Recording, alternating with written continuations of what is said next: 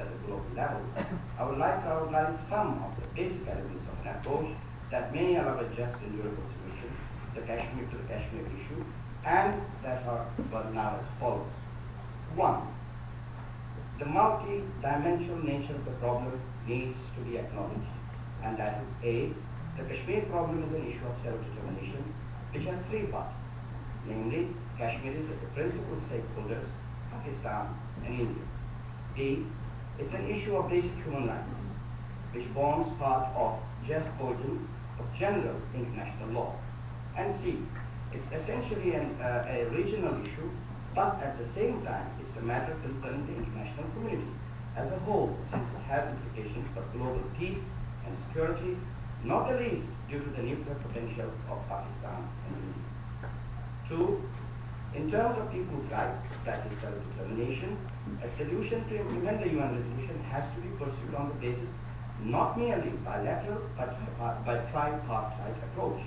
It's a fact that the question of Kashmir cannot be addressed without involving the Kashmiri people. The sticking point has typically been how to do so indeed.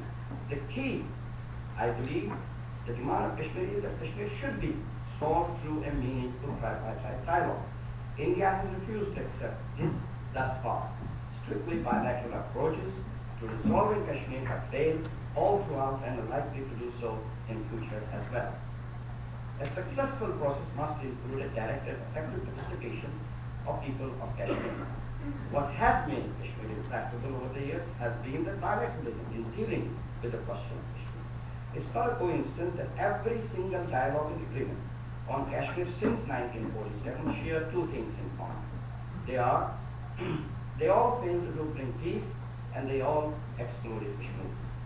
By involving the people of Kashmir and thereby regionalizing Kashmir, you automatically dilute the long-standing ethoses of bilateralism. Three, engaging a fourth party as a mediator and a guarantor of a solution is critical in this regard. The example of the United States facilitating a role in the Israel-Palestinian conflict is not very encouraging.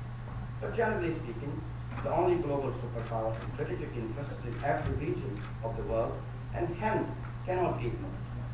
But a regional intergovernmental organization such as the European Union, where we are sitting, in context of the Kashmir issue, may have a better chance perceived as neutral in this respect. And I would like to draw the attention of the European Parliament's report on this, which has suggested exactly the same thing.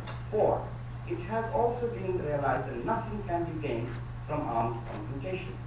3 wars have been fought with no tangible results. Between 2005 and 6, India kept its armed forces on high alert for more than 9 months on ceasefire line and international borders with Pakistan. The risk of nuclear engagement could be a probability with disastrous consequences. 5. Having said that, it has to be made clear that Kashmir issue must not be confused, and I repeat, must not be confused with the issues related to the global war on terror. This is particularly important because in the aftermath of 9/11, the government of India, having attempted to exploit the UN Security Council Resolution 1373 of 2001, has embarked on a massive disinformation campaign through its machinery concerning the freedom struggle of Kashmiri people. It has to be borne in mind, people of Kashmir, frustrated by India's force, and I believe I should use the word for, launched a genuine and popular uprising for freedom and peace. Mistakenly, the Indian response is utterly brutal. It's an unequal struggle, unfortunately, bearing in mind that Kashmiris are defying the third largest army in the world. 6. If there is any hope for solution, for a durable solution, one has to get away from mere police and military approach, battle against the so-called terrorists. And instead of dealing with symptoms, address the root causes that are related to the question of self-determination. This may help the parties to get out of the trap that's aptly described by the dictum. And I quote, one man's terrorist is another man's freedom fighter, unquote. 7. All parties have to acknowledge that the problem of Kashmir is to be resolved on the basis of respect for international rule of law, including the UN resolution on Kashmir. This commitment has to be seen as an integrated manner. No rule or principle can be picked and advocated in isolation from the others. I will very briefly deal with the measures I believe those are required for realization of Kashmir's right to self-determination. In resolution of 24th May 2007, Kashmir, the European Parliament's Kashmir present situation and future prospects, the European Parliament has rightly acknowledged the positive steps so far taken by both countries, as India and Pakistan, and encouraged the conflict parties to proceed on the path to peace. The composite dialogue upon which India and Pakistan embarked just a few years back must be put back on track. At its face value, such engagements are welcome overtures following crisis after crisis on the Kashmir issue. The people of Kashmir, the immediate victims, being the central party to the dispute, are most concerned and supportive of any development. What is important is that an effective element of international facilitation has to be put in place for addressing the issue of self-determination for the people of Jammu and Kashmir.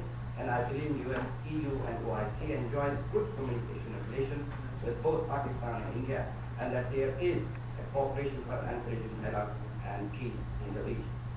So far, however, in spite of all declarations of goodwill and readiness to negotiate, not much has been achieved moving forward. What is needed in the historical constellation are bold steps to lead both countries away from the traditional stereotype and tissue of deep mistrust. Most unfortunately, violence continues unabated in IHK. Only over the last 10 weeks or so, 118 young Kashmiri youth between the ages of 9 and 34 have been killed in peaceful assemblies through live ammunition by Indian Central Reserve Police Force. I'm confident that all those present at this hearing will join me in unequivocally repudiate the use of all forms and manifestations of terrorism, including state terrorism. Now, more importantly, therefore, India must cease all forms of hostilities and violence against Kashmir. It needs to honor the international obligations such as ICCPR and UDHR and investigate, as has been asked by the European Parliament through the resolution, impartially the mass grave situation and the Shukian murder case. In the interim, what needs to be achieved as a short and medium term measures, and which is likely to improve the confidence, are the opening of the borders along the CFL must not consist of sporadic events only. The communication lines have to be opened on a permanent basis, and see the movement of people and goods over the CFL must be facilitated and improved. So far, there has been too much bureaucratic hurdles to these promising practical measures. One more important, just a couple of points, and I will leave it there, sir. One more on long-term basis. One important measure that I feel will take this matter forward, that the governments of India and Pakistan need to establish a working group on Kashmir, which could allow the effective participation of the Kashmiri rebels. Indeed, it should be this forum which should deliberate on the implementation of self-determination. And I will finally say, therefore, it has to be accepted the issue of the right of Kashmiri's people to self-determination is not in need of any discussion or debate. In so much, it is in need of work to end obstacles and hindrances which stand in the way of European international legitimacy, thereby paving the way for the Kashmiris people to exercise their long-awaited right. Thank you. Thank you. Thank you very much. It was being passed notes saying, speed up. You may have noticed